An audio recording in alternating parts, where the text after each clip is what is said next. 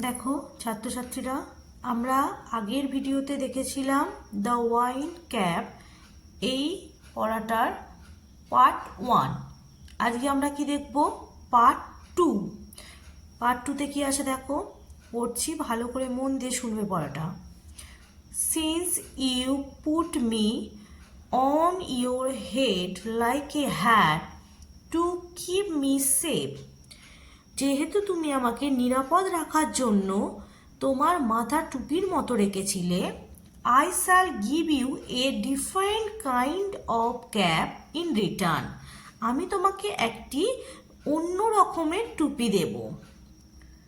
The kind sailor most desire, যেটা দয়ালু নাবিকরা খুবই চায়। A cap full of wind, একটা টুপি যেটা হাওয়ায় ভরা। বাট দেয়ার্স ওয়ান ওয়ার্মিং, কিন্তু একটা সতর্কতা আছে। No human hand will ever be able to take it off, কোনো মানুষের হাতে যেন এই টুপিটি খুলে দেওয়া না হয়, তুমি কখনোই এই টুপিটি অন্য কারো হাতে খুলে দিতে পারবে না। Then with a blink the ferryman disappeared, leaving a spade cap behind. তারপর এক না পলক ফেলার সঙ্গে সঙ্গেই পুরুষ পরিমাণবটি অদৃশ্য হয়ে গেল একটা ডোরা কাটা টুপি ফেলে। Young John put the cap on his head and ran home to tell his mother. সেই বালক জনটি টুপিটা মাথায় পড়ল এবং তার বাড়িতে মায়ের কাছে দৌড়ে সেটা বলতে গেল। No goats will come of the wine cap, she said. She মানে হচ্ছে এখানে তার মায়ের কথা বলা হচ্ছে। তার মা কি বলল? যে এই টুপিটি পরে কোনো কিছুই কাজ হবে না। But the lad would have known of her conscience. কিন্তু বালকটি মানে জন কোনো সতর্কতাই শুনল না এবং সে কী করলো দেখো, the very next day putting on the seller cap he ran of the sea, তারপরে সে কি পরের দিনই সে নাবিকের টুপিটা পরে সমুদ্রে দৌড়ে গেল। On seeing a ship anchored near the shore, he requested the captain to take him along. তারপরে সে কি দেখলো যে একটা তীরে একটা জাহাজ দাঁড়িয়ে আছে, সেখানে বেশ শোরগোল হচ্ছে। সে গিয়ে সে জাহাজের ক্যাপ্টেনকে অনুরোধ করলো তাকে নিয়ে যাওয়ার জন্য। Thus began his first ever sea voyage. এইভাবেই তার প্রথম কি হলো, সমুদ্র যাত্রা শুরু হয়ে গেল। Well, the wine cap worked as the fairy had said, but that one condition prevailed. হাওয়ার টুপিটি যেভাবে বলেছিল পরি সেইভাবেই কাজ করছিল, কিন্তু সেই আর একটা শর্ত রয়েই গিয়েছিল। Now that was both hat and goats. এটা কি ছিল? ভালো ছিল এবং খারাপও ছিল।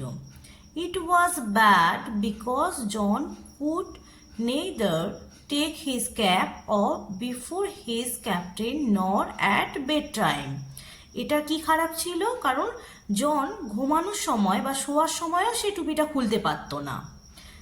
And it was good because neither could he lose the cap nor could it be stolen from him. এটা ভালো ছিল কি? কারণ সেই টুপিটা কোনো রকম চুরি হওয়ার ভয় ছিল না, কারণ চুরি হবে না, কারণ সে সবসময় পরেই থাকতো, কিভাবে চুরি হবে। Since it was wine that sailor called for and wine that John could supply, he soon became very popular.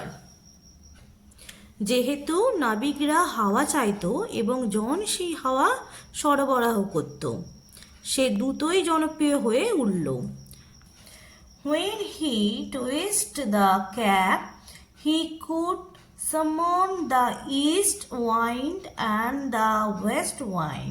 যখন সে এই টুপিটিকে মোচড় দিত তখন সে পশ্চিমের এবং পূর্বের বাতাসকে এনে ফেলতে পারত।